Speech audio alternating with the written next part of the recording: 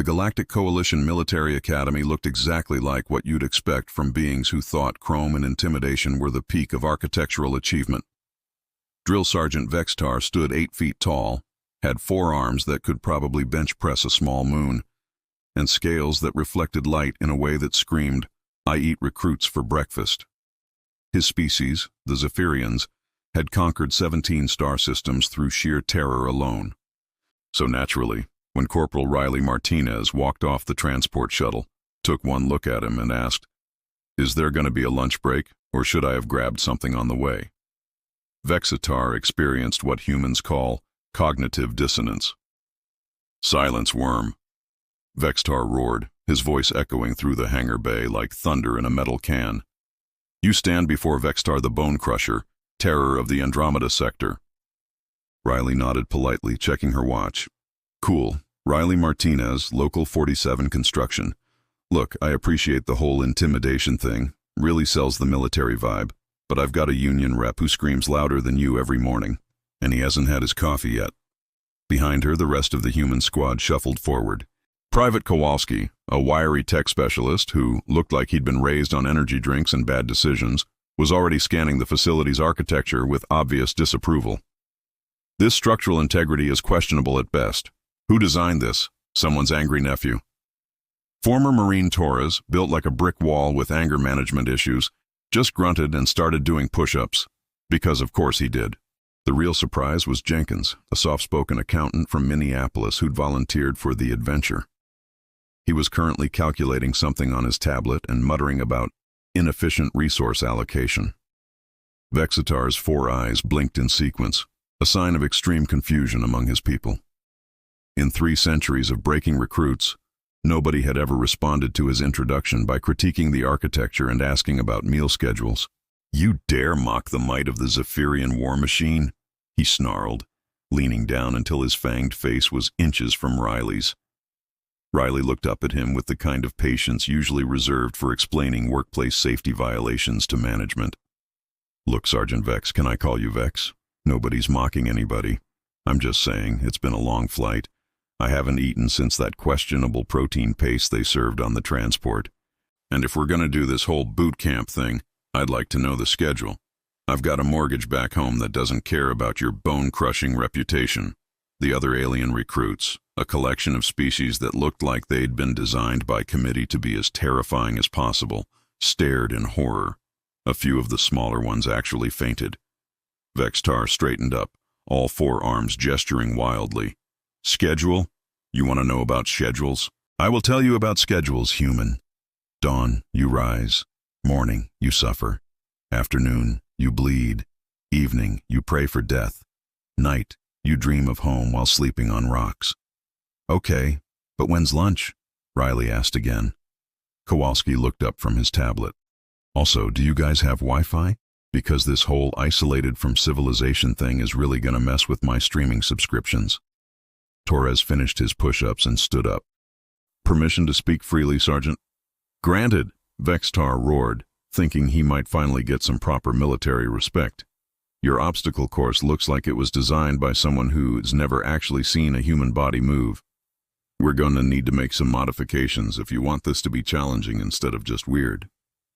Vex'tar's scales began changing color, cycling through what the Zephyrian emotional spectrum from confused to concerned to existentially questioning life choices. Jenkins looked up from his calculations. "Also, I've been running some numbers on your equipment requisition forms, and I think there might be some efficiency improvements we could implement. The cost per unit on these plasma rifles is frankly outrageous. Have you considered bulk purchasing?" And that was how the Galactic Coalition's most feared drill sergeant learned that humans don't experience intimidation so much as they experience minor workplace inconveniences that need to be managed through proper planning and union representation. By day 3, Vex'tar was seriously considering early retirement. The human squad had turned his carefully designed training regimen into what could only be described as constructive chaos with occasional safety violations. The morning physical training had started normally enough. Vex'tar had led them to the gravity chamber, cranked it up to twice Earth normal, and waited for the humans to collapse in despair. Instead, Riley had stretched her back and commented, "Oh, this is nice. Reminds me of wearing full gear on a job site in August. Though the humidity's better here." Torres had immediately started doing weighted squats. "This is actually lighter than my usual routine, Sarge. You got anything heavier?" The obstacle course had been worse. What Vex'tar had designed as a soul-crushing testament to the futility of hope, the humans had treated like a particularly interesting construction project. "See, the problem with this wall," Kowalski explained while casually hacking the electronic barriers, "is that you're thinking vertically, but if we redirect the power flow through the support systems, we can actually create a ramp situation. Much more efficient." "That's cheating," protested Zextalok, a tentacled recruit from the Kraken Nebula. "That's engineering," Riley corrected. "There's a difference. Cheating implies we're breaking rules. Engineering means we're finding better rules." Jenkins had somehow turned the tactical assessment exercise into a cost-benefit analysis. If you factor in the resource expenditure versus strategic advantage, this entire battle plan is essentially throwing money into a black hole. Have you considered a more economically sustainable approach to warfare? But the weapons training had been the real eye-opener. Vex'tar had handed Riley a standard coalition plasma rifle, expecting the usual mix of awe and terror that came with holding a weapon capable of melting through 6 inches of titanium. Riley had examined it like she was inspecting a power drill. "Where's the safety?" "Safety?" Vex'tar's translator apparently didn't have a word for this concept. "Yeah, the safety. You know, the thing that prevents accidental discharge. Basic workplace safety, Vex. OSHA would have a field day with this thing." "What is OSHA?" Torres looked up from field stripping his rifle with disturbing efficiency. "Occupational Safety and Health Administration. They're the people who make sure workers don't die from preventable stupidity, real sticklers about proper equipment maintenance. You have an organization dedicated to preventing death in combat?" "We have an organization dedicated to preventing death everywhere," Riley corrected. "Combat, construction, food service, retail. Death is bad for productivity and terrible for morale." Kowalski had somehow jury-rigged his plasma rifle to interface with his tablet. "Also, the targeting system on this thing is practically prehistoric. I've got a mod that'll improve accuracy by 30% and reduce power consumption. Want me to upload it to everyone else's gear? You cannot modify coalition military equipment. Watch me." And he did. Within 20 minutes, every human rifle was running on Kowalski's firmware update had been equipped with improvised safety mechanisms that Torres had fabricated from spare parts, and featured targeting solutions that Jenkins had optimized for maximum efficiency per energy unit expended. The alien recruits watched in horror as the humans turned military equipment into something that resembled a cross between advanced technology and a construction site tool cabinet. "This is not how basic training works," Vex'tar protested. "How's it supposed to work?" Riley asked, genuinely curious. "You are supposed to struggle, to despair, to question your life choices while slowly building character through suffering."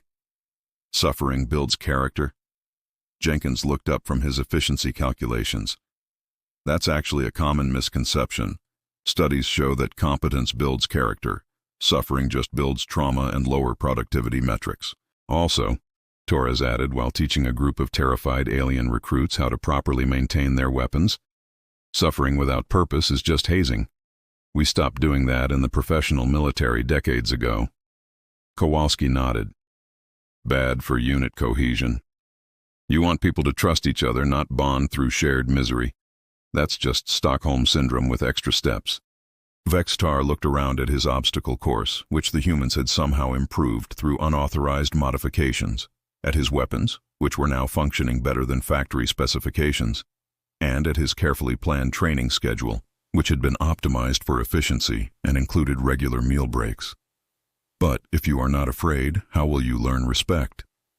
Riley patted his scaled arm in a way that was probably meant to be comforting but felt vaguely condescending. "Respect isn't about fear, Vex. Respect is about competence. You want us to respect the coalition military? Show us it's competent. You want us to respect the enemy? Show us they're competent. Fear just makes people make stupid decisions under pressure. And stupid decisions get people killed," Torres added helpfully. which is bad for unit morale and terrible for the quarterly reports, Jenkins concluded. Vex'tar was beginning to suspect that humans might approach warfare the same way they apparently approached everything else, as a job that needed to be done efficiently, safely, and with proper documentation. It was the most terrifying thing he'd ever encountered. The emergency klaxon sounded at 0347 hours, which was what the Coalition called "Oh Dark 30" and what Riley called another Tuesday morning emergency call. The entire academy scrambled to the briefing room, where Commander Thisik, a mantis-like being with authority issues and excellent posture, stood before a holographic display showing what was clearly a very bad day happening to someone else. "Recruits," the commander's voice clicked with the kind of urgency that suggested people were actively dying somewhere. "The mining colony on Kepler 442b is under attack by Ravager pirates. The local defense force has been overwhelmed. This is not a drill. This is not a training exercise. This is actual combat deployment." The alien recruits went through the standard military emotional progression: shock, fear, determination masquerading as bravado, and barely suppressed panic. Several of them were already composing what were probably goodbye messages to their families. Riley raised her hand. "Question. Yes, Corporal Martinez? What's the timeline on this deployment? Because if we're looking at more than 72 hours, I'm gonna need to call my mortgage company and let them know I might be late with the payment. They get really snippy about that stuff." Commander Thisik's mandibles twitched. "Corporal, we are discussing life-and-death combat operations against ruthless pirates who have killed hundreds of civilians." "Right, which is terrible, and we should definitely stop them. I'm just asking about the practical timeline stuff. Torres here has a kid's birthday party this weekend, and Jenkins needs to file his quarterly tax reports." "I can do the tax reports remotely," Jenkins offered helpfully, "as long as we have decent Wi-Fi on whatever transport we're using." Kowalski was already pulling up technical specifications on his tablet. "What kind of equipment are we working with? Standard Coalition gear, or are we going to need to improvise? Because I've got some ideas about mining equipment that could be weaponized in a pinch." The commander looked around the room at the alien recruits, who were staring at the humans like they were witnessing some kind of psychological breakdown in real time. You understand that this is combat? Against actual enemies who will actually try to kill you?" "Yeah," Riley nodded. "It's like construction, but the safety hazards shoot back." "Torres, you still got that hard hat with the camera mount?" "Always." Torres was checking his gear with the methodical efficiency of someone who'd done this before. "Figure we might need documentation for the after-action reports." "Smart thinking. Jenkins, can you run some quick numbers on probable casualty rates versus resource expenditure? I want to know if we're looking at cost-effective operations or if command is just throwing bodies at the problem." Jenkins was already calculating. "Based on standard pirate operational doctrines and the defensive capabilities of mining equipment, I'd estimate we're looking at a 60% chance of mission success with minimal casualties, assuming we can establish proper logistics support." "What if we ignore standard doctrine?" Kowalski asked. 78%, but that assumes we can jury-rig some of the mining equipment for combat applications. Commander Thisik's compound eyes were having trouble tracking this conversation. Are you treating this like a work assignment?" "Well, yeah," Riley said, looking confused. "What else would it be? People are in trouble, we have the skills to help them, so we go help them. It's not complicated. But aren't you afraid?" The humans exchanged glances. Torres shrugged. "Fear's just another workplace hazard. You acknowledge it, plan around it, and get the job done. Also," Kowalski added, "being afraid doesn't really help anybody. The colonists are still in danger whether we're scared or not.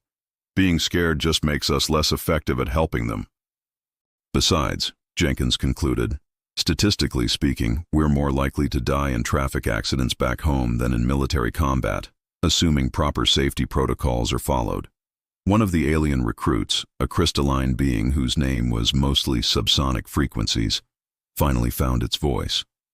"How are you so calm about this?" Riley considered the question seriously. "Look, back home, people die in industrial accidents all the time. Construction workers, miners, factory workers, Emergency responders. It's part of the job. You don't get paralyzed by it because if you do, more people die. You just do the job. Follow safety protocols, watch each other's backs, and try to bring everybody home alive. Plus, Torres added, pirates are just people with bad decision-making skills and poor impulse control. I've dealt with worse at family barbecues. Commander Thyssick looked at the human squad, who were now discussing equipment requisitions and shift schedules like they were planning a routine maintenance operation, then at the alien recruits, who were still processing the concept of treating mortal combat as occupational hazard management. Very well, the commander said slowly. Humans, you're deployed immediately. Transport leaves in 30 minutes. Great, Riley said, standing up and stretching. Can someone point us toward the equipment locker? And does anyone know if the transport has a coffee maker? Because it's way too early for this level of excitement without proper caffeine. As the humans filed out, discussing technical specifications and meal planning with the casual competence of people heading to another day at the office, the alien recruits sat in stunned silence. Are all humans like this? Whispered one. Commander Thyssick's mandibles clicked thoughtfully. I'm beginning to suspect we haven't been asking the right questions about human psychology.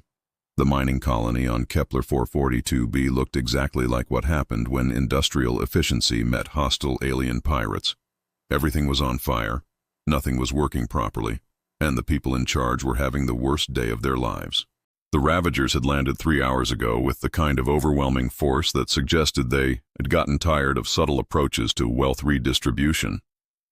Riley's squad deployed from their transport like they were showing up to fix someone's plumbing emergency, which, in a way, they were. Okay, Riley said, surveying the chaos with the practiced eye of someone who'd seen plenty of job sites go sideways. Kowalski, I need you to get into their communication systems and figure out their operational structure. Torres, inventory whatever mining equipment is still functional. Jenkins, start calculating resource allocation and probable enemy force distribution. On it, came the chorus of responses. The colony administrator, a nervous Centaurian who introduced himself as Manager Cleet, approached them with the kind of desperation usually reserved for people whose insurance claims had just been denied. Thank the void you're here.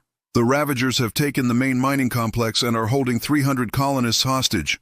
Our defenses are down, our communications are jammed, and their leader, Captain Skrexith, has demanded surrender or he'll start executing civilians. That's unfortunate, Riley said, pulling up a schematic of the mining facility on her tablet. What kind of equipment we working with here? Equipment? Cleet looked confused. We need weapons, military support, a full assault team. We are a full assault team, Torres said, hefting what appeared to be a mining drill that he'd somehow modified with explosive charges. Question is, what tools do we have to work with? Kowalski looked up from where he'd jacked into the colony's communication system. Good news and bad news. Bad news, they've got about 200 pirates with military-grade weapons and some kind of mobile command center. Good news, their cybersecurity is terrible, and I've got full access to the mining facility's automated systems. What kind of automated systems? Jenkins asked, already running calculations. Conveyor belts, ore processors, atmospheric controls, gravity generators, the usual industrial stuff. Riley grinned, and Manager Cleet H would later describe it as the most terrifying expression he'd ever seen on what was supposed to be a rescue team. Torres, how do you feel about turning a mining operation into an impromptu defensive position? I feel like that's exactly the kind of creative problem-solving that makes this job interesting. What happened next would later be studied in military academies across the galaxy as either brilliant tactical innovation or proof that humans were fundamentally incompatible with conventional warfare. The Ravagers had expected desperate resistance or cowering surrender. They had not expected the mining facility itself to become actively hostile. It started when the conveyor system suddenly reversed direction, sending several pirate squads tumbling backward into ore processors that had been recalibrated to function as very large, very effective blunt force trauma dispensers. What's happening? Captain Skrexith roared over the comm system, which Kowalski had helpfully infiltrated. I think the facility is malfunctioning, Captain, one of his lieutenants reported. The automated systems seem to be. The atmospheric controls kicked in. flooding certain sections with harmless but extremely disorienting gas mixtures, while other areas suddenly experienced localized gravity fluctuations that left pirates floating helplessly near the ceiling. "That's not a malfunction." Riley's voice came through the comm system with the kind of professional courtesy usually reserved for customer service calls. "That's a workplace safety hazard remediation. Please evacuate the facility in an orderly fashion for your own protection." "Who is this?" "This is Corporal Martinez with the Coalition Remediation Team. We're here to address the hostile workplace environment you've created. Please note that all safety violations are being documented for regulatory compliance." Captain Skrex, who had pillaged 17 star systems and never encountered anything like customer service hostility, found himself genuinely confused. "We're not violating safety regulations. We're conducting a raid." "Sir, unauthorized weapons discharge in a mining facility is a clear violation of occupational safety standards. Additionally, holding civilians against their will creates an unacceptable risk of psychological trauma, which is terrible for long-term productivity." While Riley kept the pirate captain distracted with what was essentially a very polite lecture about workplace violence policies, Torres had been busy turning the mining equipment into what could generously be called improvised area denial devices, and more accurately described as things that explode when pirates get too close to them. Jenkins had calculated the optimal timing for a coordinated system shutdown that would trap exactly 63% of the pirate forces in non-lethal but extremely inconvenient ways, while leaving clear escape routes for the hostages. And Kowalski had somehow programmed the facility's public address system to play what he claimed was psychological warfare music, but sounded suspiciously like smooth jazz. "This is insane," Captain Skrex screamed as his carefully planned raid dissolved into a chaotic retreat through a mining facility that seemed determined to inconvenience him to death. "This is Tuesday," Riley corrected, "and you're creating a lot of unnecessary paperwork." When the dust settled, the Ravagers had fled, the colonists were safe, and the mining facility was functioning better than it had before the attack, thanks to several efficiency improvements that Torres had implemented during the combat operations. Manager Cleeth stared at the human squad, who were now conducting what appeared to be a post-incident safety review. How is this possible?" Riley looked up from her after-action checklist. "Experience, mostly. You'd be amazed how many workplace disputes can be resolved through proper safety protocol enforcement and creative application of existing resources." "But they were pirates, with weapons." "Yeah, and we were workers with tools," Torres said, patting his improvised explosive mining drill affectionately. "Sometimes the tools are bigger." The aftermath of what military historians would later call the Kepler incident looked like a cross between a successful workplace safety inspection and the world's most bureaucratic victory celebration. The human squad had set up a temporary command post in the mining facility's break room where they were conducting what Riley called post-incident documentation, and everyone else called the most thorough paperwork session in galactic military history. Commander Thyssek arrived on the follow-up transport to find the pirates gone, the colonists safe, the facility improved, and 4 humans arguing about proper incident report formatting while eating vending machine sandwiches. "Corporal Martinez?" The commander approached cautiously. "I need a mission debriefing." "Sure thing," Riley said, not looking up from her tablet. "Jenkins, you want to run through the numbers?" Jenkins adjusted his glasses and consulted his notes with the enthusiasm of someone who genuinely enjoyed cost-benefit analysis. Total mission duration, 4 hours, 17 minutes. Enemy casualties, 0 fatalities, 43 injuries ranging from mild concussion to severe embarrassment. Friendly casualties. Kowalski got a paper cut from the incident report forms. Civilian casualties, 0. Property damage, actually negative since we improved the facility's operational efficiency by approximately 18%. 0 enemy fatalities? Commander Thyssek's mandibles clicked with confusion. "Killing people is expensive," Torres explained while cleaning what appeared to be a mining laser that had been modified, for reasons no military manual had ever contemplated. Medical treatment, legal proceedings, family compensation, psychological counseling for the combat teams. Much more cost-effective to encourage voluntary relocation through targeted inconvenience. You mean you deliberately avoided killing the pirates? We mean we solved the problem, Riley corrected. The problem was pirates holding civilians hostage and stealing resources. The solution was make being a pirate in this location more trouble than it's worth. The mission accomplished with minimal resource expenditure and maximum operational efficiency. Kowalski looked up from where he was uploading his facility improvements to the colony's permanent systems. Also, dead pirates don't learn from their mistakes. Live pirates who've been thoroughly embarrassed by mining equipment tend to find new career paths. Commander Thesic reviewed his own military experience, trying to find a framework for understanding what had happened. But combat doctrine requires overwhelming force to ensure victory. Your combat doctrine assumes the enemy wants to be there, Jenkins pointed out. Most conflicts are really just cost-benefit analyses. Make the cost higher than the benefit, and rational actors will choose different options. But what if they're not rational actors? Then you escalate to more creative inconvenience until they become rational actors or remove themselves from the equation, Torres said with the kind of practical wisdom that comes from years of dealing with difficult subcontractors. The real confusion came when Manager Cleach submitted his formal report to the Coalition Defense Council. The report described a systematic application of industrial-grade problem-solving techniques that had resulted in comprehensive resolution of hostile occupation with supplementary infrastructure improvements. Within hours, emergency sessions were being called at Coalition headquarters. Military strategists who had spent decades studying the art of warfare were suddenly confronted with after-action reports that read like maintenance logs from a particularly efficient construction company. They treated a pirate raid like a workplace safety violation, Admiral Zixnar reported to the High Council, his tentacles twitching with bewilderment. And it worked. It worked better than anything in our tactical databases. How is this possible? Asked Counselor Vreeth.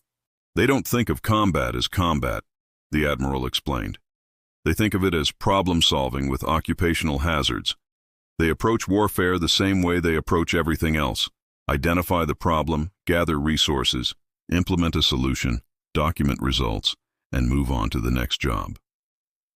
Back on Kepler 442b, the human squad was wrapping up their paperwork and preparing for transport back to the Academy.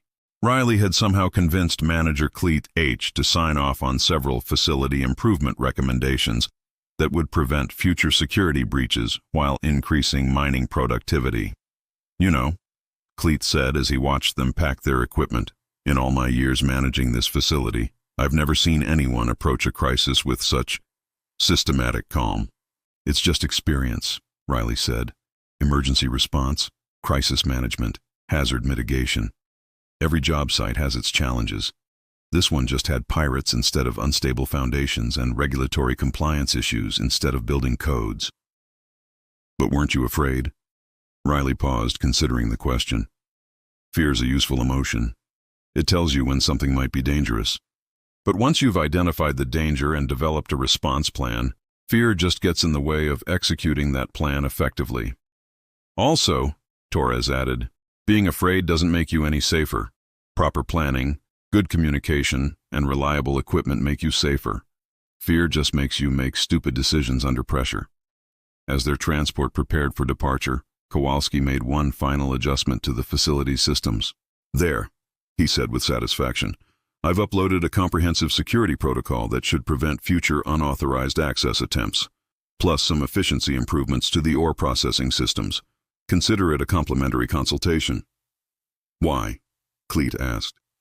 You've already completed your mission. Professional pride, Jenkins explained.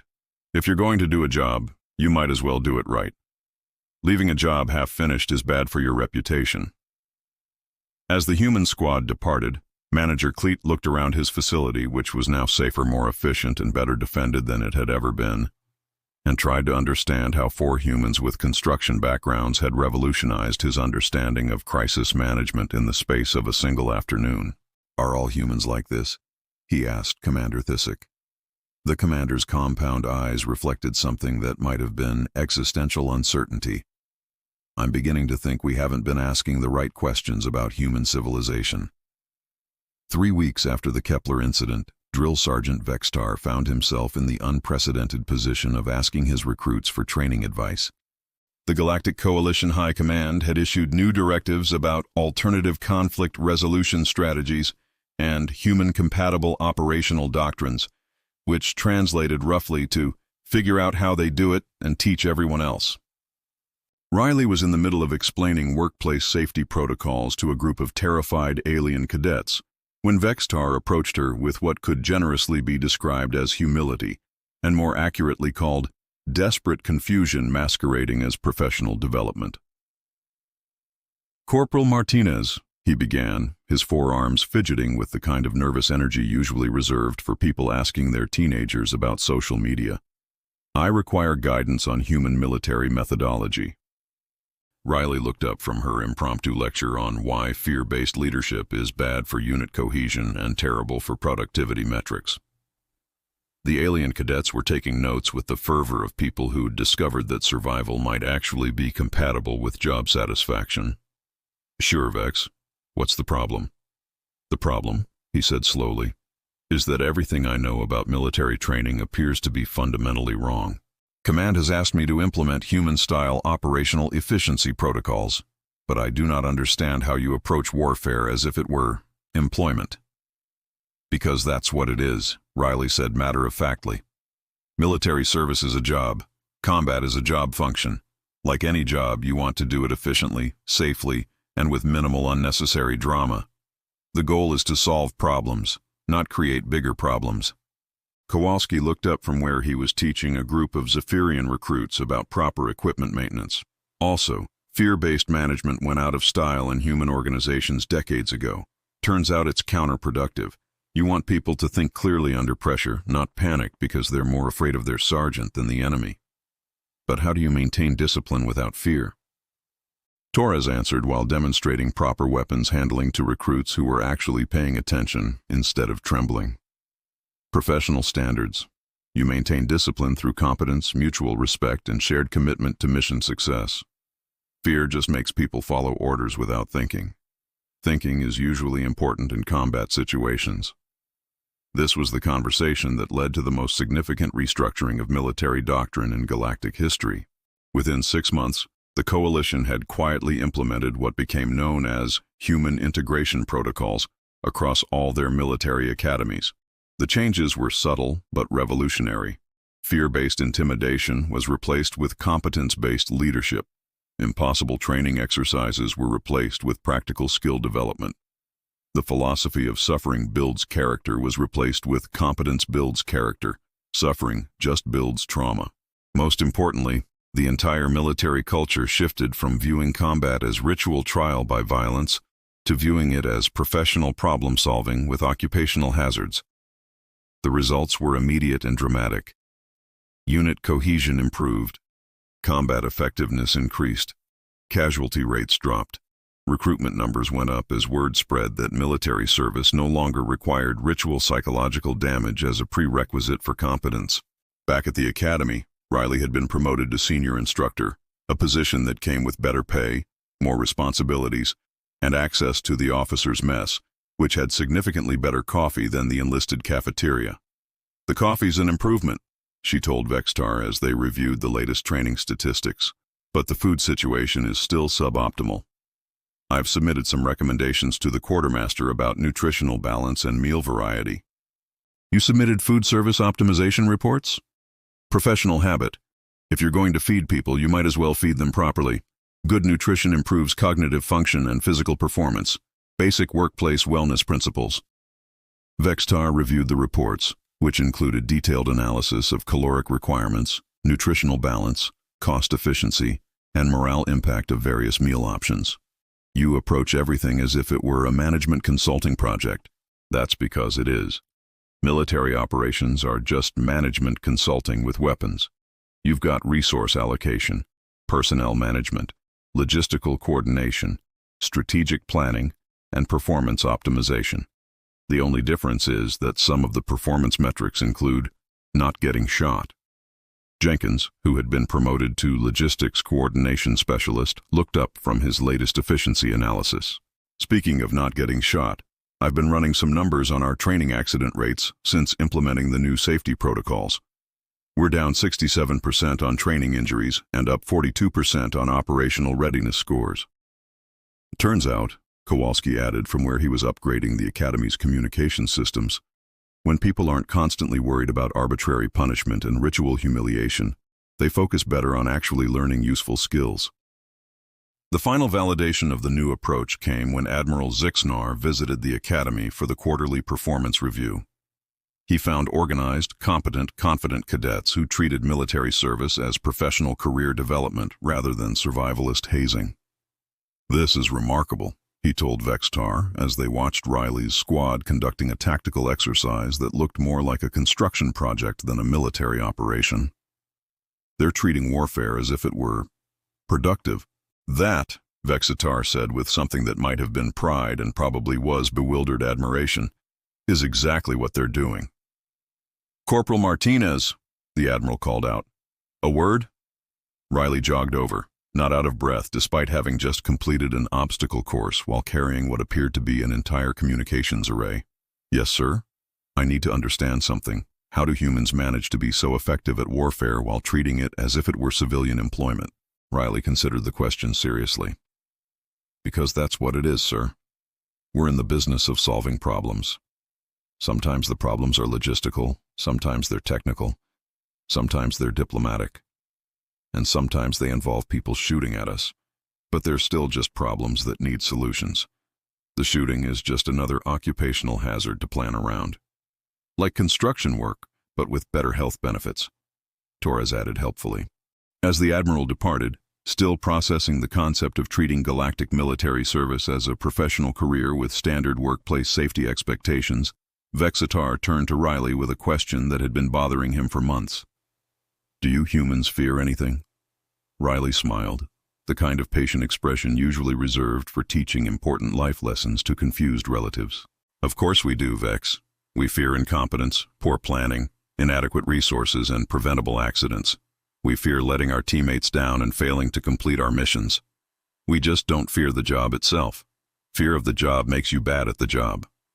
And that was how the galaxy learned that the most terrifying military force in known space was a species that treated warfare as routine workplace hazard management with proper documentation and regular coffee breaks. The Galactic Coalition never officially acknowledged that their entire military philosophy had been revolutionized by 4 humans who approached combat with the same methodical competence they brought to construction work and tax preparation. But they didn't have to. The results spoke for themselves. Across the galaxy, conflicts that had raged for decades were suddenly being resolved through what military historians would euphemistically call innovative resource allocation strategies, and everyone else called humans showing up and treating warfare like customer service with explosives. Riley never did get hazard pay for the assignment, but she did get promoted again, and the coffee in the senior officers' mess was actually pretty decent. Some victories are more important than others.